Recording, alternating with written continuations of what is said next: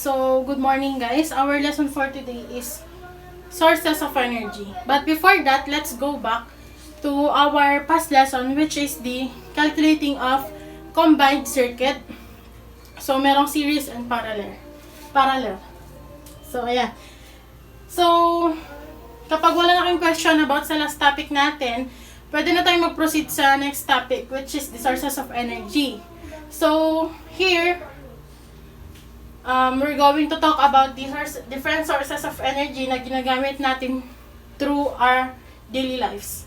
So, makikita nyo sa presentation, meron tayo ditong windmill, solar, yan yung pinaka-familiarize sa mga energy source. So, as a human, so the source of our energy is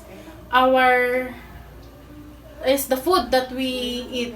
So, yung food na kinakain natin is dinadigest siya ng katawan natin in order to provide us the energy to do work. So, yun naman yung pinaka-definition ng energy, di ba? So, andito yan. Pero, basahin muna natin yung objective.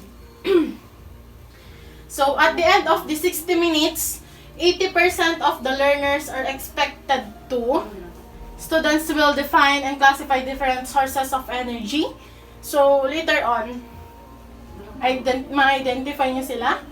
And then, B, a student will physically demonstrate the process of measuring and calculating energy consumption using calculator and provided worksheet. Number 3, letter C, students will recognize the environmental impact of different energy source and express a sense of responsibility towards sustainable energy choice. So, yan yung mga objectives na later on is ma-adapt nyo na din. So, through this lesson, ayan. Next, ayan. Meron tayong energy bingo dito. So, ito yung mga na-provide kong mga cards para sa inyo, isa-isa. So, dahil video ang ginawa kong demo, so you will not be going to do this anymore. Pero ayan. Explain ko na lang. So, sa energy bingo kasi guys, ayan, meron tayo ditong, ayan, ito yung katulad ng card nyo, di ba? Ayan. So, itong energy bingo card, so ilipat lang natin siya. Itong energy bingo card, kailangan nyo dyan gawin is yung parang ginagawa din ng mga nagbibingo. So, kailangan yung i-cross out siyang paganyan or ganyan and paganyan. So, ayan. Ito yung mga description ng mga item na nandito. So, ito coal, ito wind, itong ganito, para siyang dam, is hydroelectric. Ito is fuel. This is solar. Biomass. Yung, yan. And then, geothermal. Ayan. So, here we have the game rule.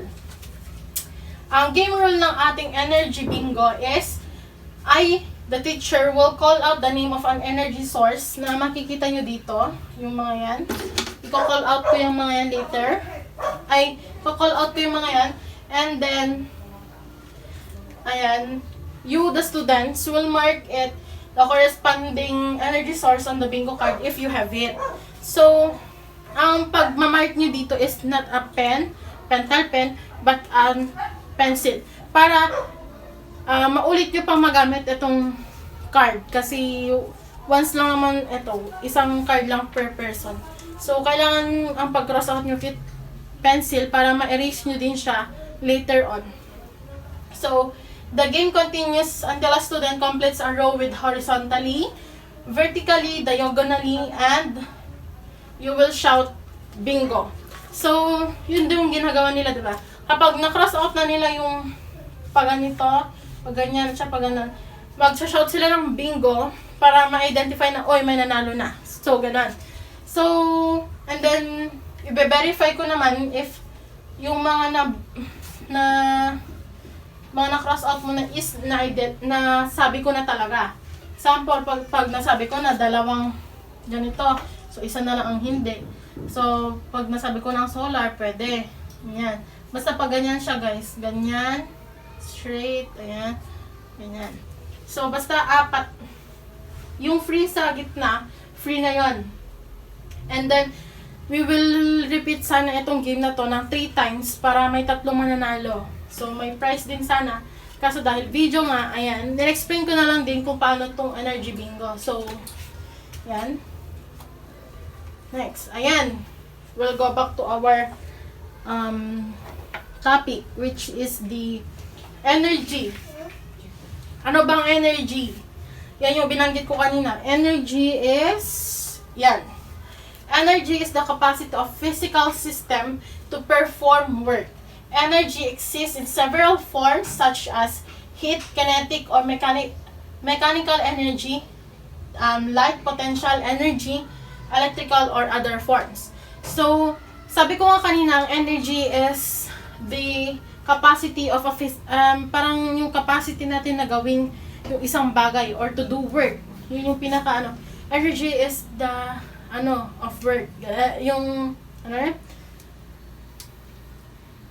energy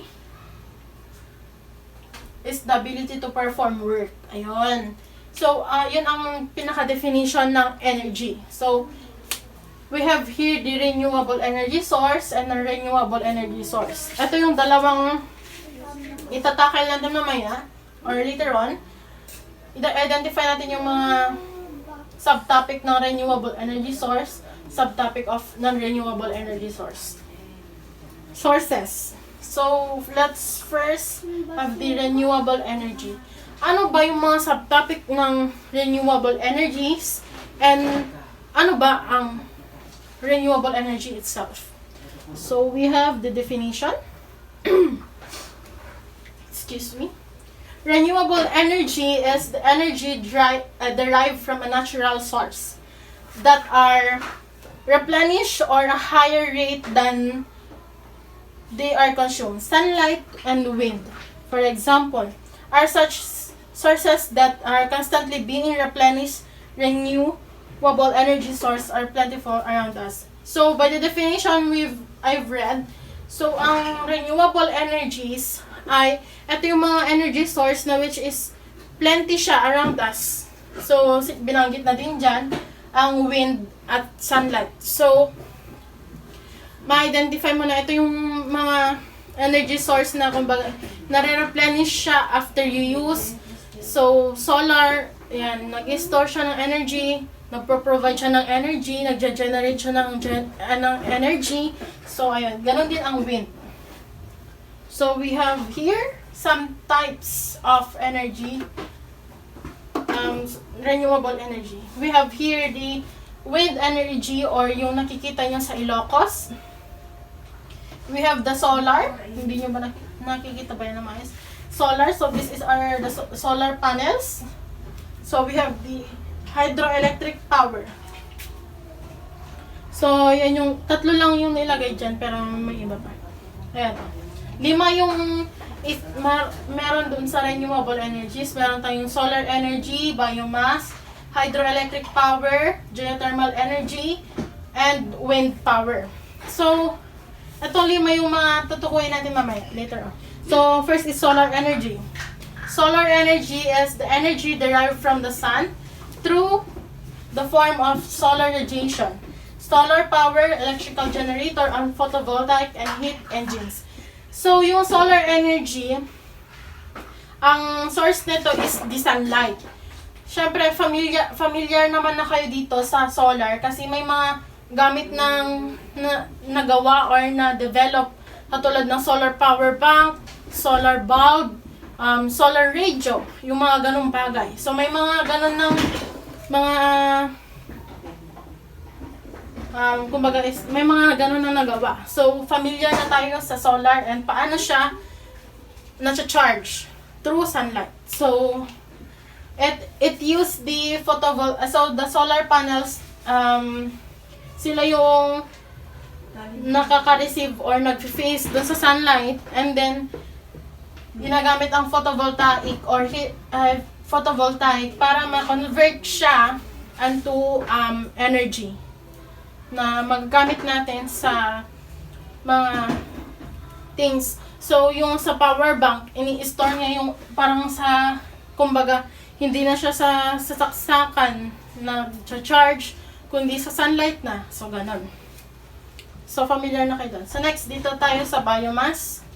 Biomass is a renewable organic material that comes from the plants and animals. Biomass contains shortened chemical energy from the sun that is produced by plants through photosynthesis. Biomass can be burned directly for heat or converted to liquid or gaseous fuels through various processes. So, ang biomass kasi, it is the yung mga waste ng animals. So, ayan. And then, yung mga plants. So, may mga napanood na din ako sa social media na gumagawa sila ng parang electric generator gamit ang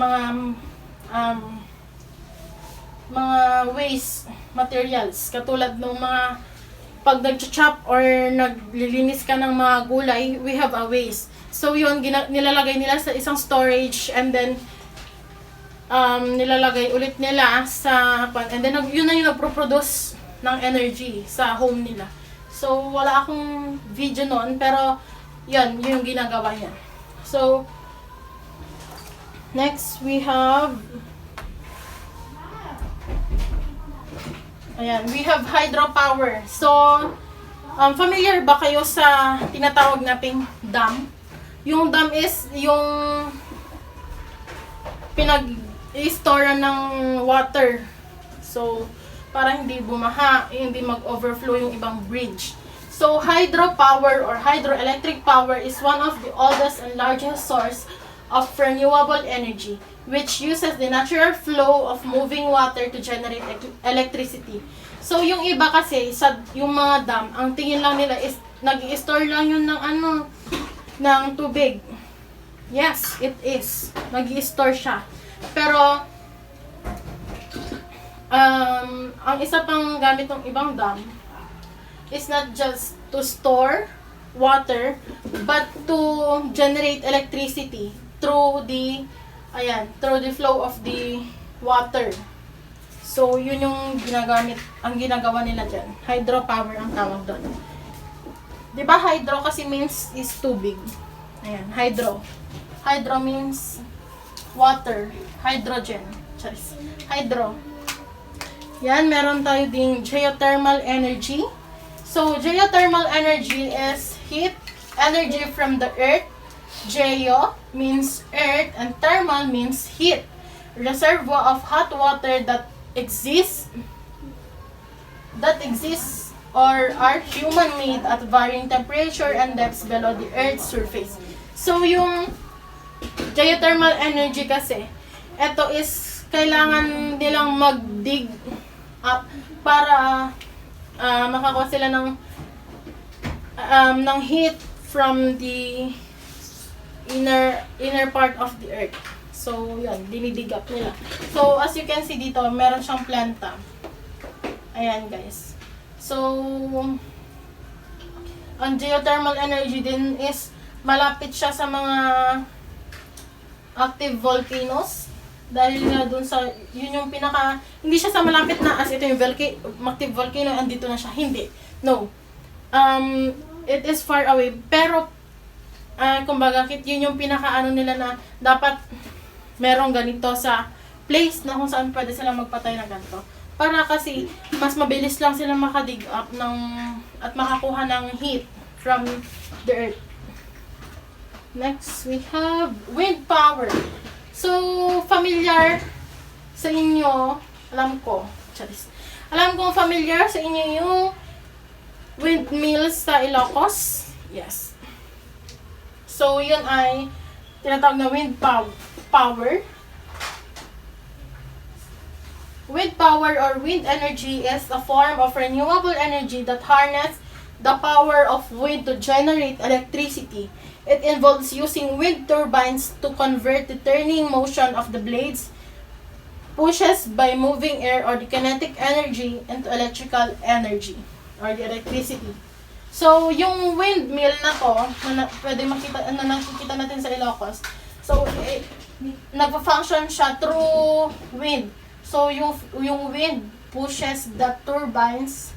So, mag-iikot yan. Kapag malakas yung hangin at malakas yung ikot niyan, guys, mas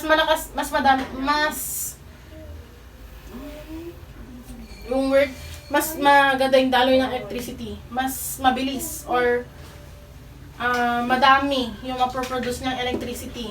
So, yun yung wind power. So, next, ayan, tapos na pala. So, next, we have the, ulit pala. So, yung mga renewable energy source, gaya ng sabi ko kanina, ulitin ko lang, ito yung mga energy source na kung saan is yung parang kumbaga nare-replenish siya through day by day or kumbaga is sa solar. Umuulan ngayon, bukas mag-aaraw, so mag-i-store ulit siya ng battery or ng power, and then bukas uulan ulit. So meron pa din. So nag-replenish lang siya, napapalitan siya kaagad-agad. Yun na lang yung word. Agad-agad. So next, we have non-renewable energy source. Ano ba yung mga subtopic na nandito sa non-renewable energy source at ano ba mismo itself yung non-renewable energies? So, ayan. Non-renewable energies comes from the source that will run out or will not be replenished in our lifetimes or even in many lifetimes. Most non-renewable energy source are fossil fuels, coal, petroleum, and natural gas. So from the definition itself, it speaks that the non-renewable energy source are the sources of electricity that cannot be replenished over time. Pag nagamit mo na siya, wala na. Yun na yun. So, hindi siya agad-agad. So, mahirap makahanap ulit ng pangpalit sa nagamit na. So, ganun ang non-renewable. So, ayan, meron tayong example dito. We have the gas energy, coal energy, nuclear energy. So, ayan, apat pala. Meron tayong apat. Coal energy, nuclear energy, gas, natural gas, and oil. Ayan. Coal power, or the using of coal to produce an electricity. Coal is a major source of energy in the production of electrical power using steam generator. In addition, gasification, liquefaction of coal produces gaseous and liquid fuels that can be easily transported by pipelines and conveniently stored in tanks. So ito, ang ginagamit nila dito is mga as you can see sa picture, ito yung, alam niyo yung coal, yung uling, yes, yun, coal. So, saan ba ang kinukuha ang coal? So, sa mga siya, puno. Yung mga ibang ganito is, they cut down trees and then they burn it until they produce coal that produce also or generate also the electricity that we need. So, yun yung coal power. Gumagamit sila ng uling. Okay? Next, we have the nuclear energy. Nuclear energy is a form of energy release from the nucleus, the core of atoms, and made source of energy that can be produced in two ways.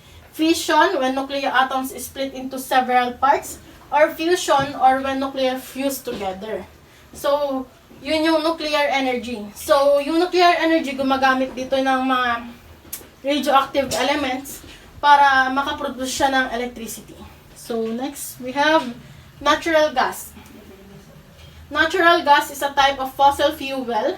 It is primarily consists of methane and formed underground over millions of years from the remains of plants and animals. When extracted, natural gas can be used as fuel or various applications including the electricity generator, heating, and a feedstock in industrial process. So, natural gas.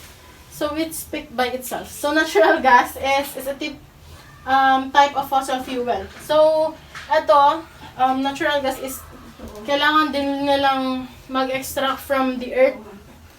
So, inner layer of the earth. Kasi, ang kailangan nila dito is yung mga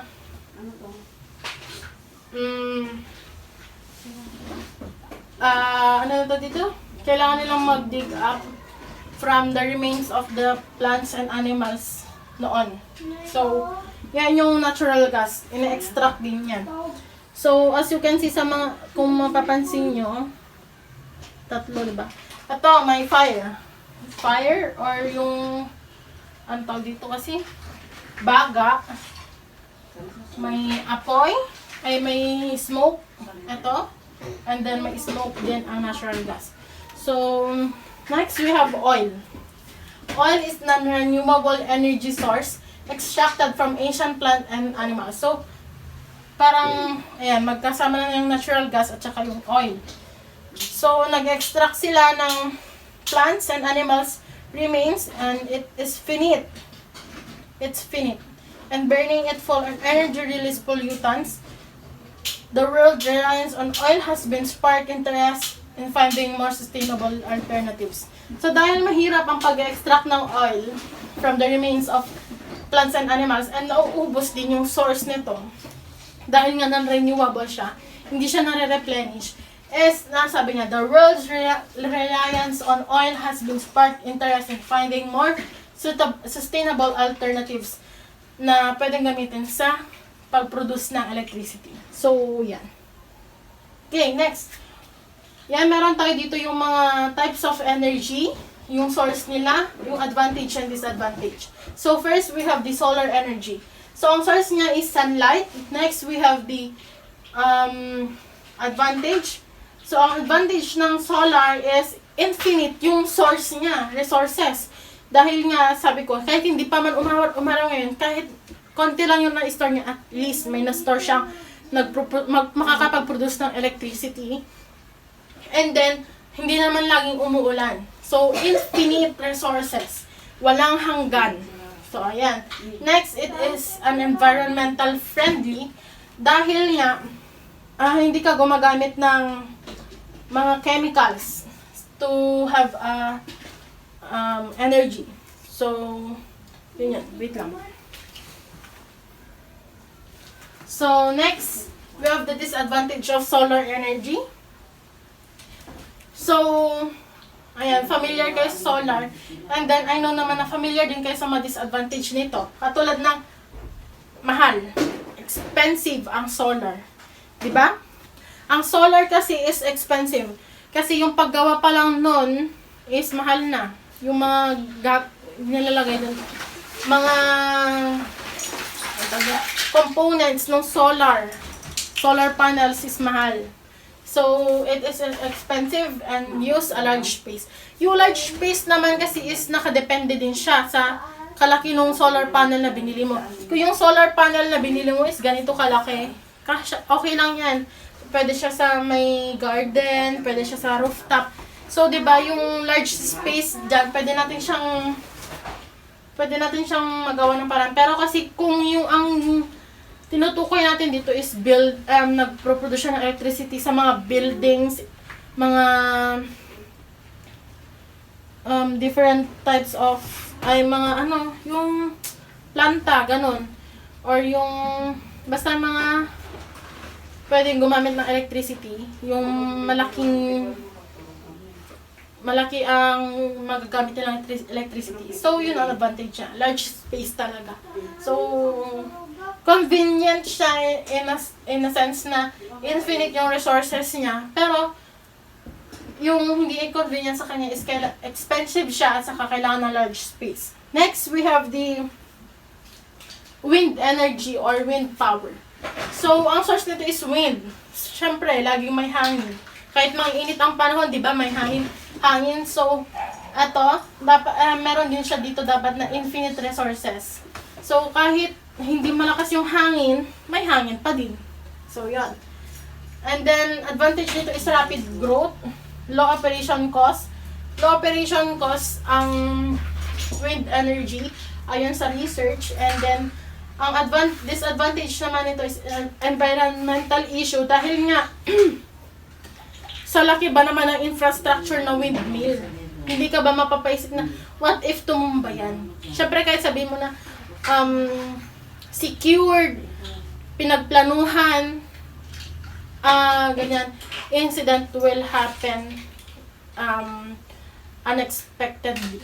So, may mga bagay din talaga na may mga tao talaga na hindi maiwasan yung parang ano din yung sarili nila na what if tumumba yung windmill, 'di ba? Tapos yung windmill kasi hindi lang naman siya ganyan kaliit. So, mataas siya, and then ayun yung environmental issue niya. Tsaka noise problem. Maingay ang windmill or wind energy. So next we have the geothermal energy. The source of this is the underground heat of earth. So yan, kailangan nilang mag-dig up. So advantage nito is potential infinite dahil nga sa loob ng earth is mainit talaga. May magma dyan, may magma na nagproproduce ng heat. Ayan. So, potential siya na maging infinite resource, ay maging infinite na we have the infinite source of this geothermal energy. Pero, limited yung area na merong volcanic activity. Limited yung area. So, yung ganito kasi, limited yung area na pwede nilang pagpatuyuan ng geothermal energy. Dahil nga pinipili lang nila yung pagpapatayuan nila. So next we have the biomass. So ang source nito is decaying plants or animal waste. So ang advantage naman nito is carbon neutral carbon neutral and cost effective. Kasi syempre cost effective dito yung pag-chop mo pa lang ng one tapos may naitapon ka. So, cost-effective yan. Pero ang disadvantage niya, expensive dahil dun sa mga waste of animals. Yung mga animals at saka mga plants na ina-extract nila, binibili nila to produce an electricity. So, expensive siya. And it also requires space. Yung planta ng biomass energy, so kailangan ng space yan. And kagaya nung napanood ko nga sa video is yung buong backyard na nila yung ginawang biomass station, gano'n. So, we have the hydropower or hydroelectric power.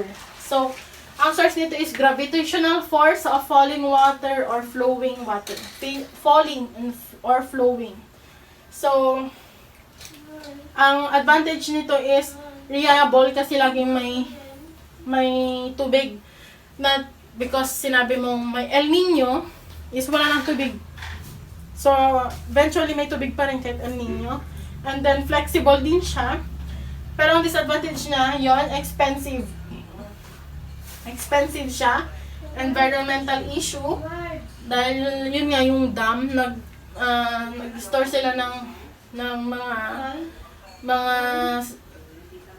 nag-store sila ng tubig so that may mga instances na nagkakaroon ng crack yung dam, yung wall ng dam. And then next is limited reservoir. So, limited lang yung mga dam na alam ko. So, ayan. Punta tayo sa non-renewable. Ano ba yung mga advantage and disadvantage nila. So, oil. Ay, dito muna tayo sa coal. Pag ganyan na tayo kasi dito yung nauna natin kanina. Coal. It is mined from the underground or surface deposit. And advantage niya is abundant resources, established infrastructure. And disadvantage niya is high carbon emission, air pollution resources. So, yun ang disadvantage niya.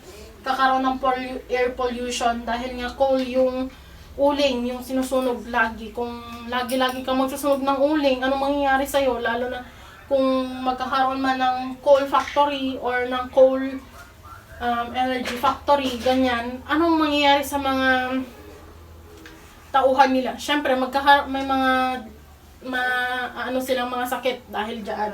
So next, we have the natural gas extracted from the underground reservoir. And then advantage nito is low carbon emission. Ayan, maganda.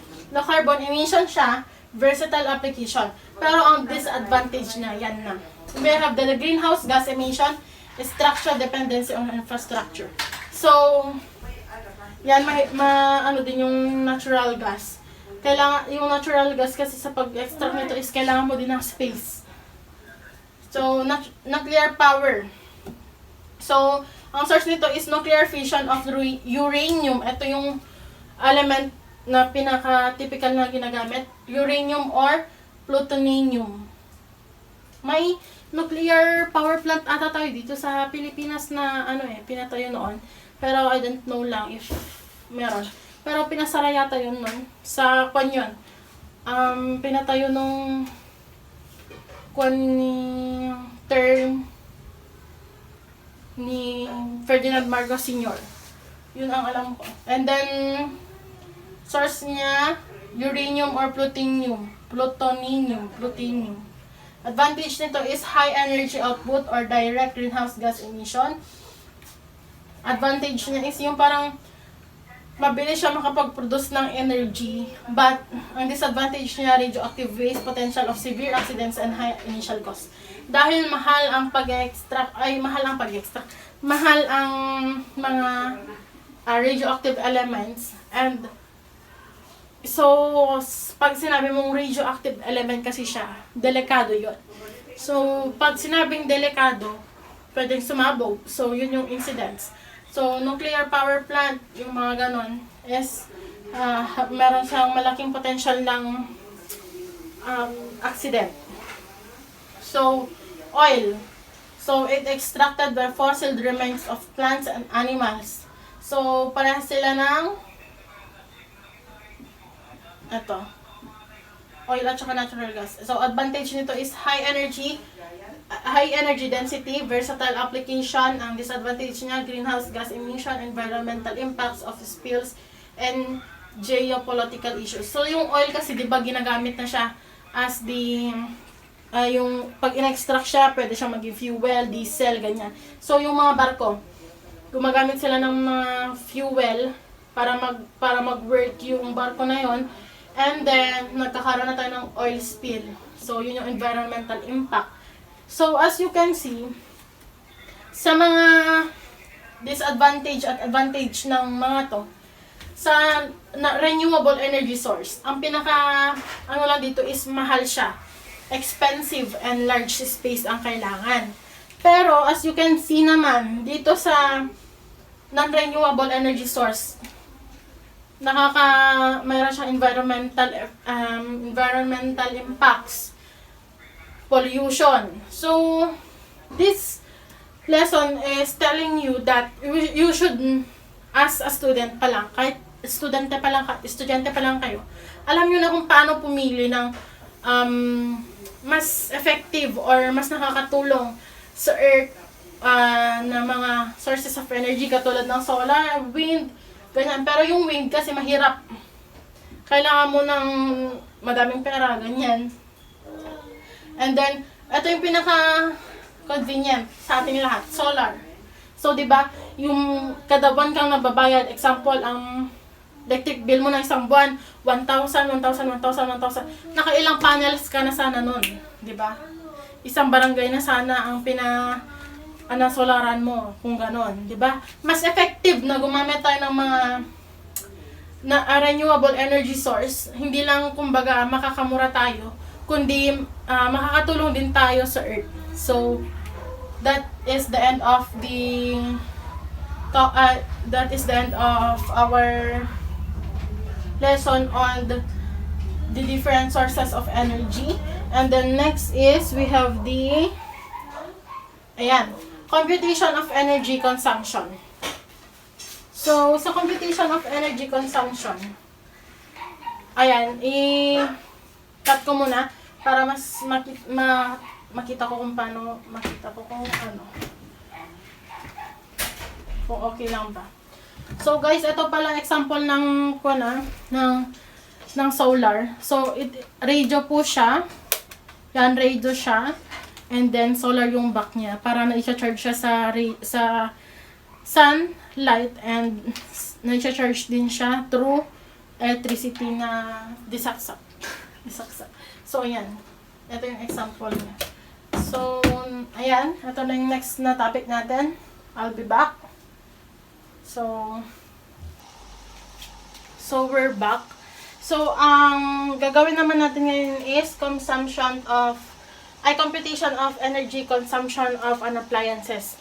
So, yung mga appliances natin, pag binibili natin siya, meron tayong mga nakikita doon na mga 12 watts, mga ganun. Depende sa kung ano yung binili nyong product. So, ngayon, i-compute naman natin kung gaano kalaki yung mga nako-consume nito na energy and magkano ba ay, diba, ito lang, ang gagawin lang natin kasi dito is yung consumption lang ng energy ng appliances.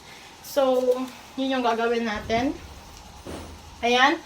Ang formula on how to compute energy consumption of an appliances is energy or the kilowatt hour. Ganyan guys. Kilowatt hour is equal to power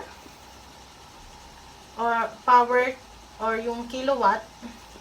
Ita times siya sa time. Gagamitin natin dito ang hour. And then times ulit sa days in a month.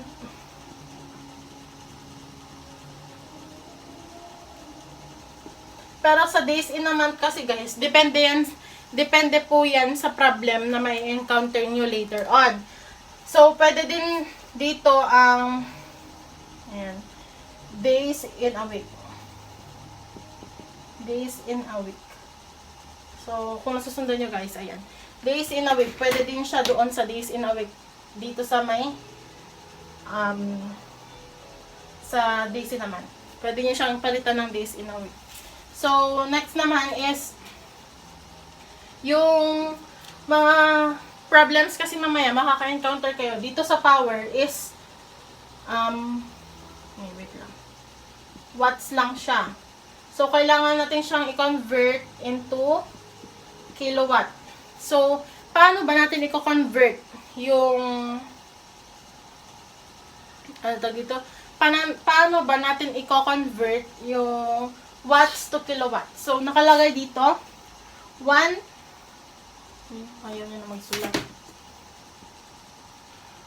kilowatt is equal to 1,000 watts. So, ganyan siya guys. So, ang formula na niya, ang 4 watts, 1 watts pala, mali, baligtad tayo. Ang 1 kilowatt, ang 1 watt pala, 1 watts. Ang 1 watt is equal to 1,000 kilowatt. So, ang formula na gagawin natin,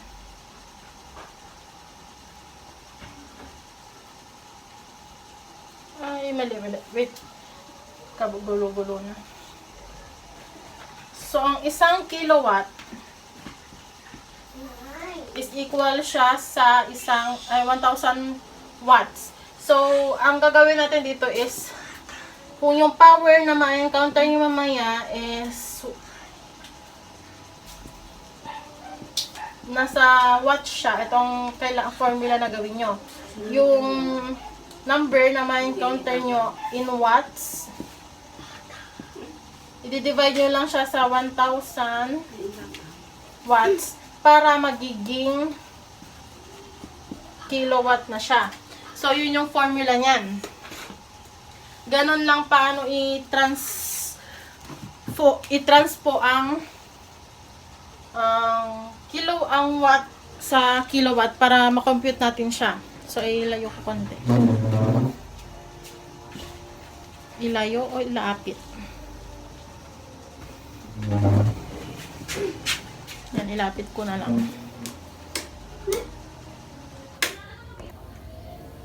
So, ganun lang kung paano i-convert ang watt sa kilowatt. Kailangan mo lang siyang i-divide sa 1,000 watt para maging kilowatt siya.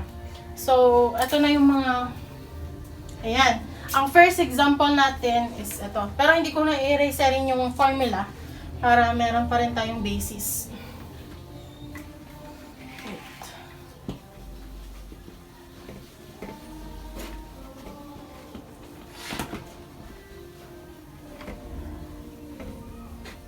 Ayan, example number 1. We have the LED TV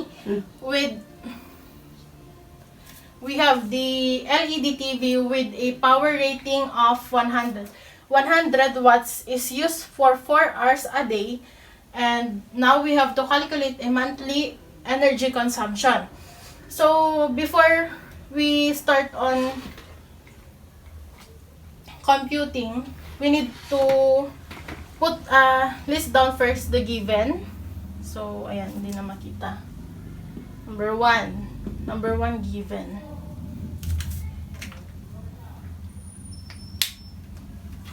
So, number 1 given natin is meron tayo ditong P. Yun na lang gagawin natin sa power rating nila. 100 watts. Use in 4 hours. Time is equal to 4 hours. 4 hours a day. Calculate a monthly. Pag sinabing monthly, yung days na natin dito is 30 days. So, ayan. Kompleto na yung given natin. So, i-transfer na natin siya sa ganitong formula. So, kWh or the kilowatt hour is equal to power, which is the 100 watts. So, sabi ko nga kanina, kailangan natin siyang gawing kilowatt. So, dito na tayo maglalagay para dire-diretso lang siyang i-compute. 100 divided by 1,000.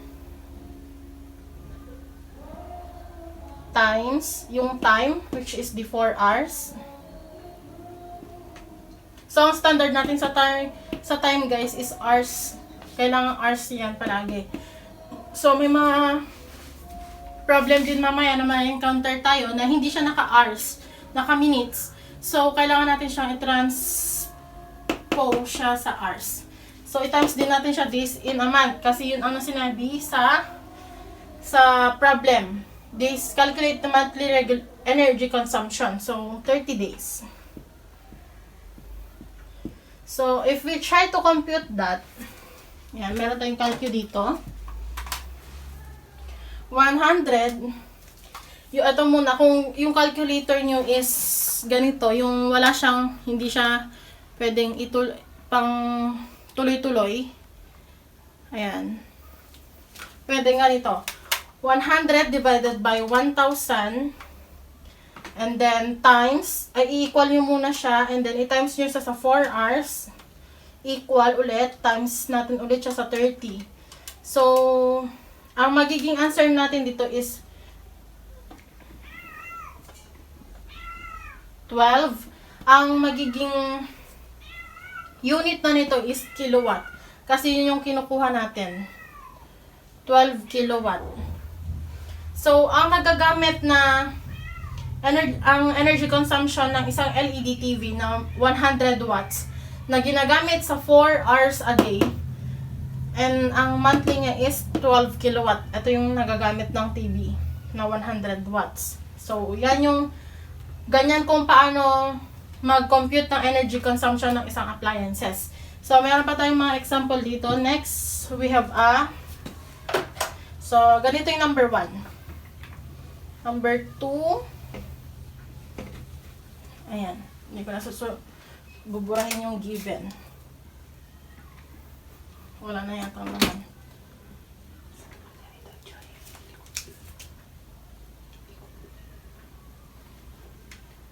Ayan, number 2 given. Ayan, may naman pa.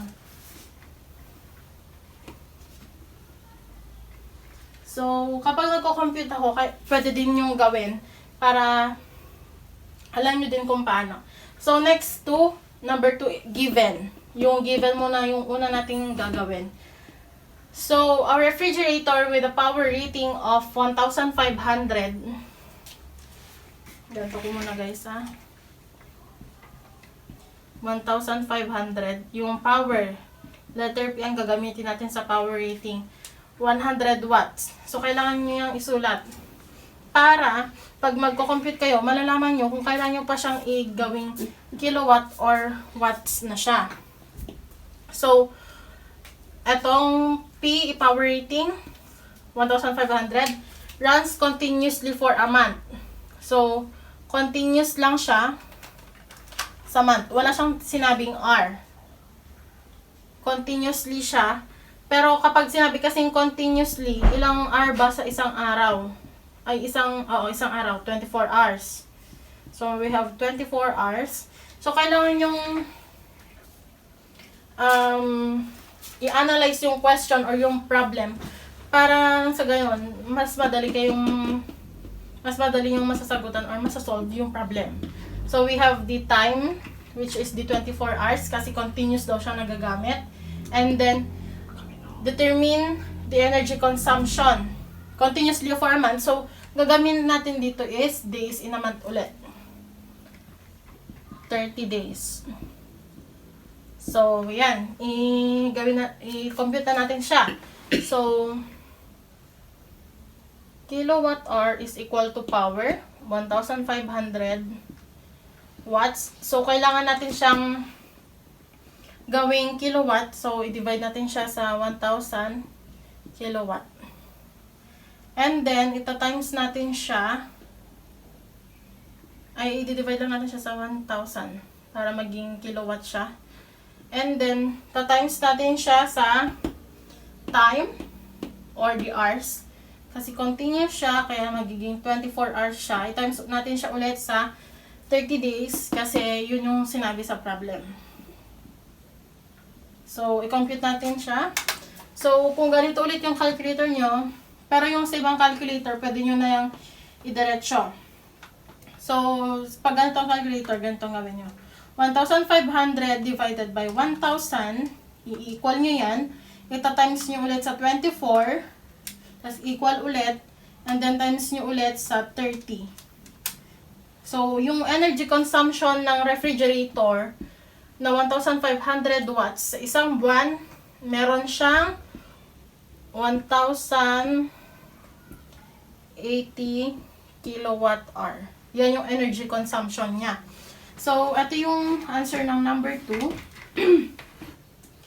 Ayan yung nagagamit niyang, ito yung consumption ng isang refrigerator na merong power rating of 1,500. Next, we have the number 3. Ayan, a coffee maker naman. So, number 3 na tayo. Try nyo din itong i-compute 1,080 yung lumabas. So, number 3. Ayan. Ito na lang i-eraserin ko para. Ayan. We have the number 3. Identify natin ulit yung mga given. So, a coffee maker with a power rating of 800 watts. So, yun na yung power niya. 800 watts. So, is used 30 minutes each morning. So, time 30 minutes. Dapat ilagay natin siya sa R. And then, ito, punta natin siya sa kilowatt. And then, yung day, calculate a weekly energy consumption. So, pag weekly, ilang days ba sa week? Pag sa month, 30 days. Sa week, 7 days. Okay? So, ang lalagay natin sa day is 7 days. So, i-compute na natin siya. Kilowatt hour or kWh is equal to power, which is 800 watts. Divide natin siya sa 1,000 para maging kilowatt siya. Kasi yun ang kailangan. And then, ita-times natin siya sa, kapag ayan, 30 minutes, anong gagawin natin? So, wait lang.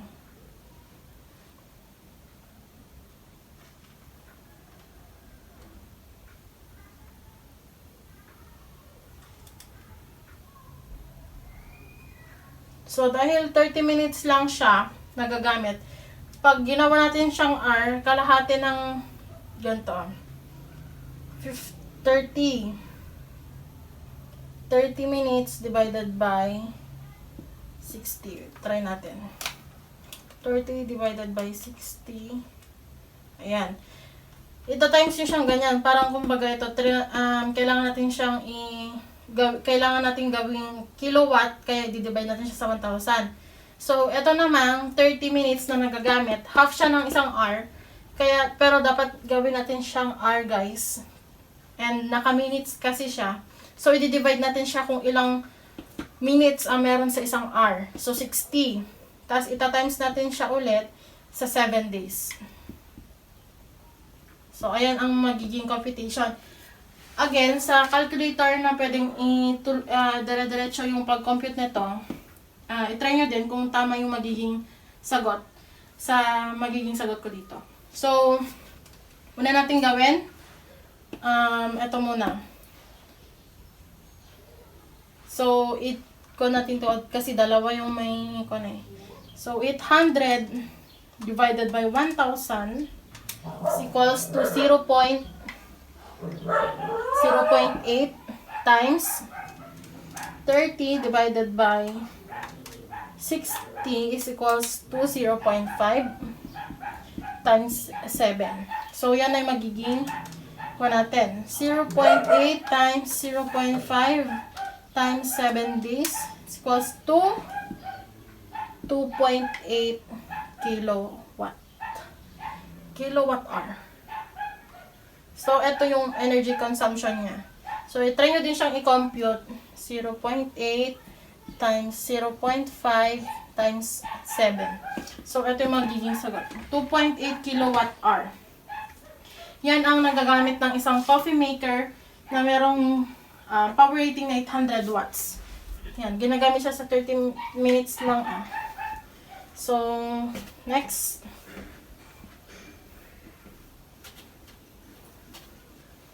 Erase lang natin. So, number 4 na tayo. So, next, we have number 4. I think last na yan. Na example. So, meron pang isa mamaya. So, a microwave oven with a power rating of 1,200. So, sa power na yon, 1,200 watts is used, 1,200 is used for 15 minutes ulit. Determine the energy consumption. So, dahil wala siyang sinabing day, 1 day lang yan. So, yan yung magiging given yan. So, kailangan nyo pa rin itong isulat lagi para mas madali nyo ma-identify. So, kilowatt hour is equals to power, 1,200 watts, i-divide natin siya sa kilowatt, 1,000, para maging kilowatt siya. And then, times natin siya sa time or the 15 minutes. Katulad ng kanina, dahil 15 minutes siya, i-divide natin siya sa 60. Dahil 60 minutes ang meron sa isang hour. Kasi naka-hour, ang basis natin dito lagi hour. Kasi times natin siya sa 1 day. Kasi wala siyang sinabi, determine the energy consumption.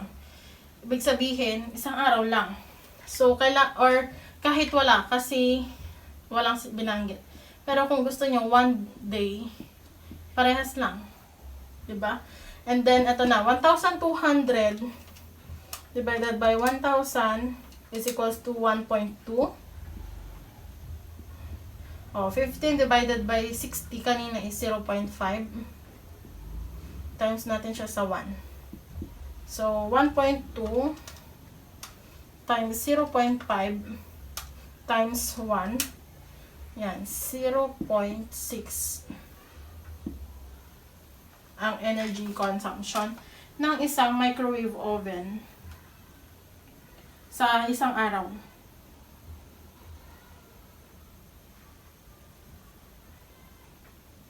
Tama ba ako? 0.6.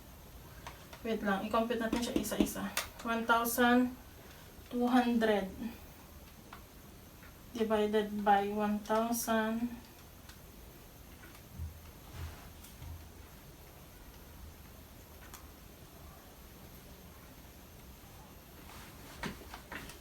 Ay, wait lang ulit. 1,200 divided by 1,000. 1.2. Tapos, 15 divided by 60. 0.25. Okay. Mali pala ako. 0.25.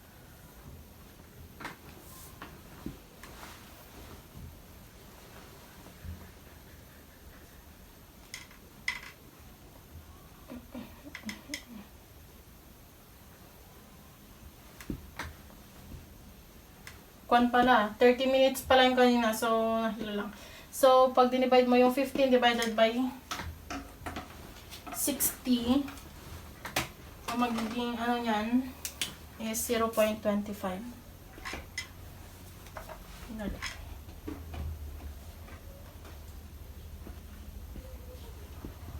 Times natin siya sa 1. So, yan. I-compute na natin. 1.2 times 0.25 times divide mo ito times 1 kasi 1 day. Okay, mali tayo. 0.3 pala ang sagot niyan. 0.3 kilowatt hour. So, ayan, ang energy consumption ng isang microwave. So, next. Ito. Problem in household. There are 3 appliances used regularly. So, ang gagawin natin dito is i-compute natin silang lahat.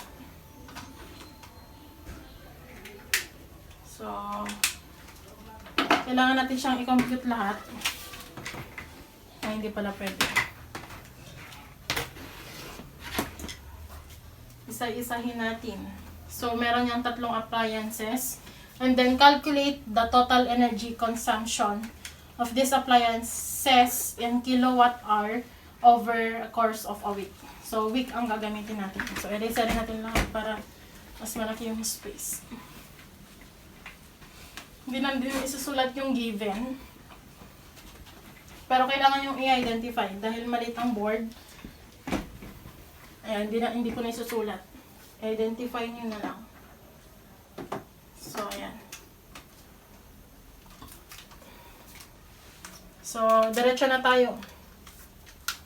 So, yung number 1. Ayan. Meron tayo ditong electric kettle with a power rating of 1,500. Kilowatt hour is equals to 1,500 watts divided by 1,000. Times natin siya sa 15 minutes. 15 minutes twice a day. 15 divided by 60. So, ganyan. Ano na? 15 divided by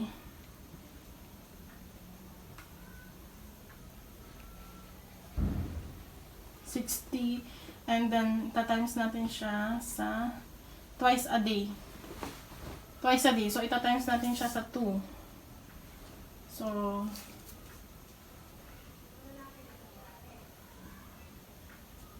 ayan. Lang. Itatimes natin siya sa 2 kasi twice a day siya nagagamit. So, ang magiging equal niyan is 1,500 divided by 1,000, 1.5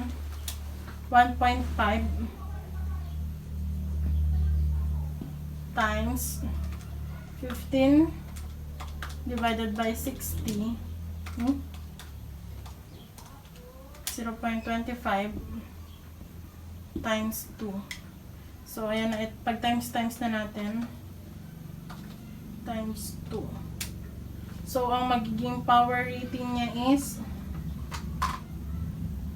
0.75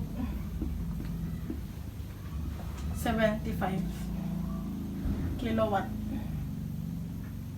And then, number 2, kilowatt hour is equals to a refrigerator with a power rating of 200 watts.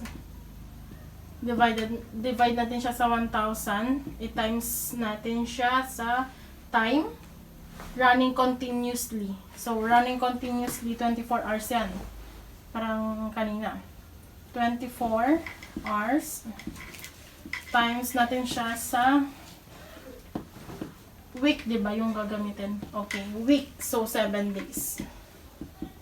So, i-compute na natin. So, kung nagtatanong kayo kung bakit 2 yung nandyan sa number 1, dahil nga twice a day ang panggamit niya. Twice a day lang siya nagagamit sa isang week.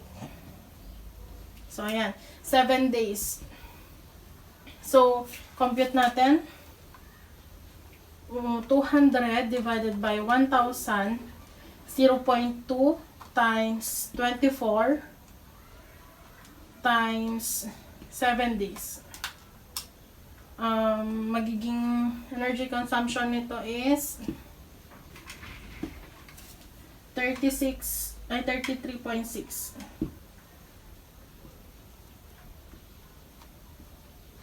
kilowatt hour.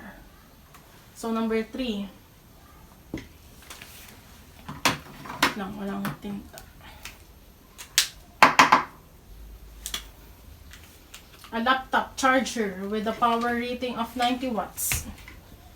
Kilowatt hour is equals to 90 watts divided by 1,000 times so na yan. Left plug in 5 hours daily. 5 hours. So, daily siya, ibig sabihin 7 days.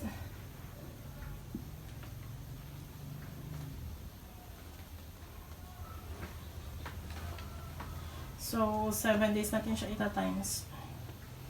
So, i-compute na natin 90 divide by 1,000. 0.09 times 5 hours times 7 days, 3.15. So, ayan, dahil nga isang problem lang yan, pero may tatlong appliances na ginamit, kailangan nating pag-addin yung mga naging answer. So, ganito ang magiging kanya. Ayan. Energy is kilowatt hour is equal to yung number 1, 0.75. I-add natin yung number 2, 33.6.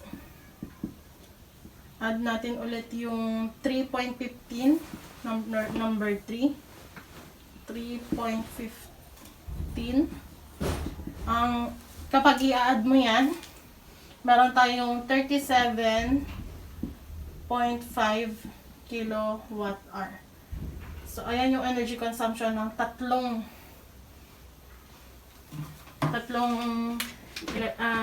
gadget na yan. So, next, we have,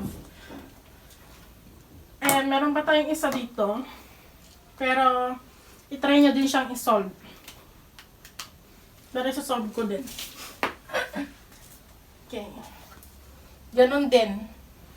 Ay, hindi pala. Isa-isa na lang yan. Number 1, number 2, number 3, number 4, and number 5. So, i-compute pa rin natin. So, i-reset na lang natin ito. So, sana nasusundan nyo pa. Madali lang naman ang mag-compute ng energy consumption. Kasi times lang yung mga gagamitin. Yung divide, para lang palitan yung pinaka unit. So next we have the hair dryer with a power rating of 1,500 watts. I-divide natin siya sa 1,000 para maging kilowatt siya. Times natin siya sa 15 minutes. 15 minutes divided by 60. Kung ito, hindi nyo pa din nasusundan, dahil nga ang basis natin lagi is hours. So, kailangan, yung 15 minutes, kailangan natin siyang i-transfer sa hour. So, paano yan? Siyempre, ilang minutes ba ang meron sa isang hour? Diba? 60. So, i-divide natin siya sa 60 para maging R siya. So, magiging sagot niyan kit 0.25 R. Ayan yung magiging sagot niyan. I-times natin siya dito sa... So, ayan. Times lang natin. Yan lang daw. Walang sinabing day.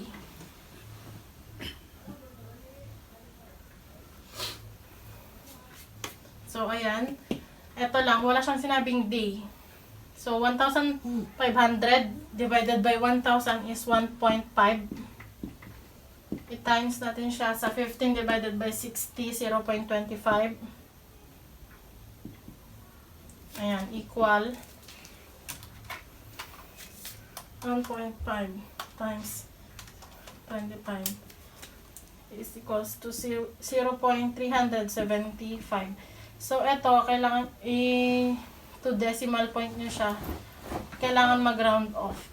So, kapag 5 higher, mag-add 1.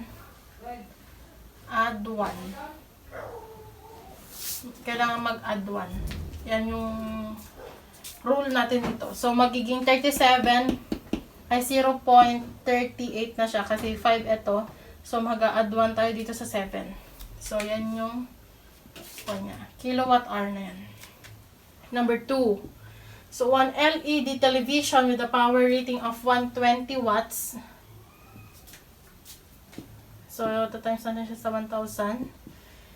Used in 4 hours. So, determine natin kung ilan yung consumption niya. So, 120 divided by 1,000, 0.12 times natin siya sa 4 hours. Meron tayo ditong 0.48 kilowatt. Diba? Madali lang. Kapag dito lang kayo na, yan. Kailangan lang natin siyang gawing R kasi dyan. So, may mga iba pang mga example na ganyan mamaya siguro. So, number 3. An electric fan with a power rating of 60 watts. Divide natin siya sa 1,000 para maging kilowatt. And then, ginagamit siya ng 48 hours.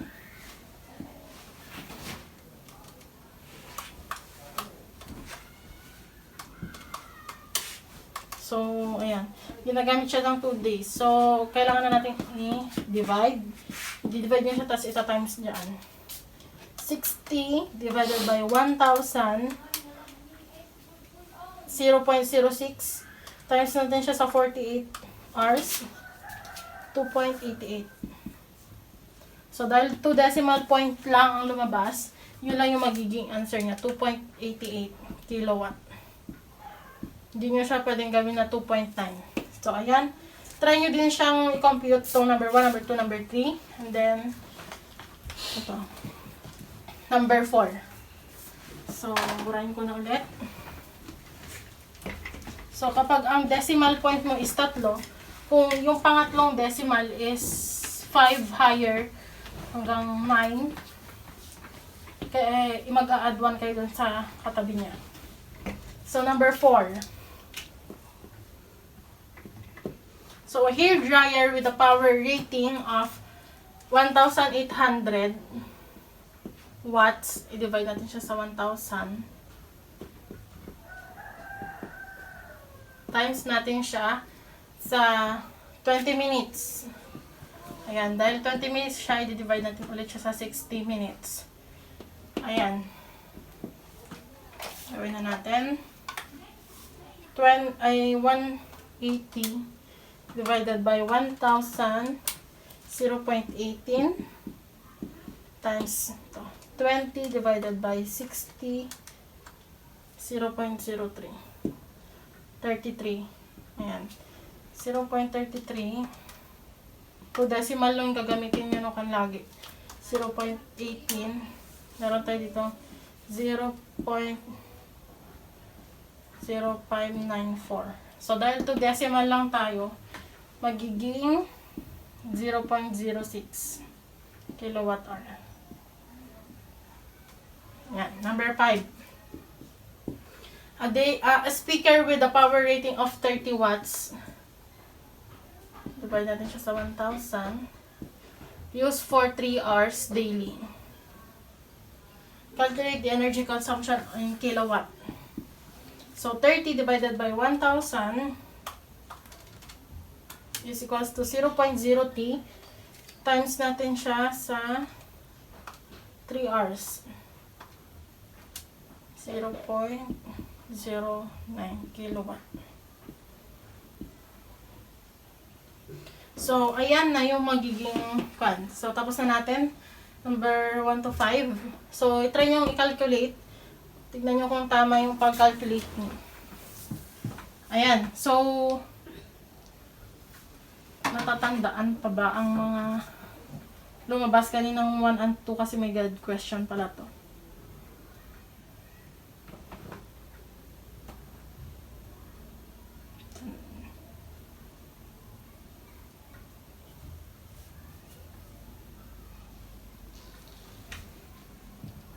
Alright.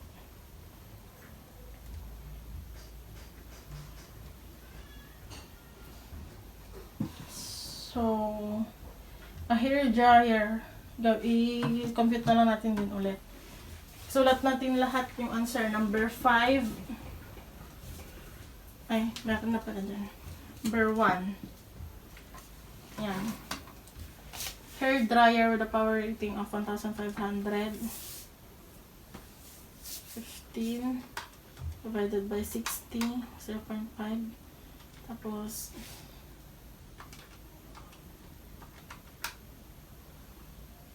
uh, 0.25. 1,500.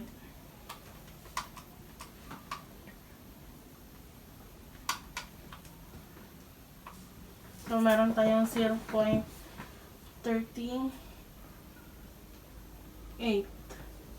Number 2.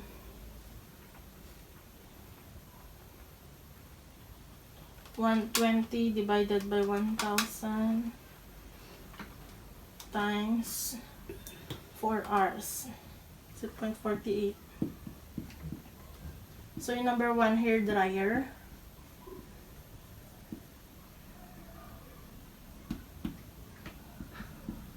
Number 2 is LED television. TV. Number 3. An electric fan with a power rating of 60. 60 divided by 1,000 times 48 hours. 2.88. So, ano na number 3, electric fan. So, yung number 4, hair dryer. Hair dryer dun. Number 5 is speaker.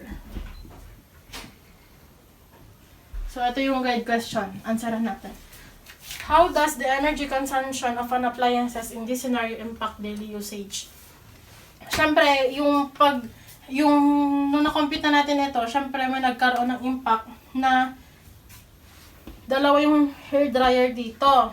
And then, syempre, pipiliin mo kung saan yung mas maliit yung energy consumption niya. Which is, ito itong hair dryer number 4. So, kailangan mong tignan yung energy, kung ilang watts yung binibili mong hair dryer. So, ayan, maging mapili ka. Dapat maging mapanuri, ganun. If you were to prioritize, number 2 na. If you were to prioritize energy efficient appliances, which one would you consider based on the calculation? So, ayan, dahil dalawang hair dryer, mamimili ka ng mas maliit. So, eto. Kung akong pipili, ano ba mas maliit pa dito? Wala na. So, eto na. Ito yung pinakamaliit, yung number 4. Then, number 3, which appliances contribute the highest energy consumption? Saan ba yung pinakamalaki dito? Itong electric fan, meron siyang 2.88 kilowatt-hour. So, yan, nasagutan natin yung energy consumption. Nasagot na natin yung mga guide question pala. Next, you have your assignment. So, ayan yung assignment nyo. Ang gagawin nyo is yung parang kanina yung ginawa natin before nito. Yung ipag-a-add nyo lahat ng mga answer nyo. Kasi kailangan nyo i-calculate. Kita ba? Kailangan nyo i-calculate yung energy consumption niya sa in a week. Ayan, 3 appliances used regularly. Parang yung problem lang kanina. So, ito yung magiging assignment nyo. And that is the end of our class. Thank you and goodbye.